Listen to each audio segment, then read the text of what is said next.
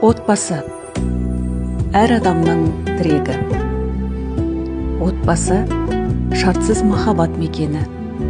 Әке асқар тау, ана бауырындағы бұлақ. Бала сол асқар тау мен бұлақтың жалғасындағы құрақ. Сезім алау, нарол, хан.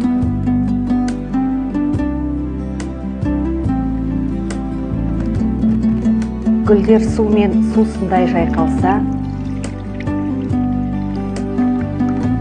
отбасы махаббаттан нәр алып көркейеді.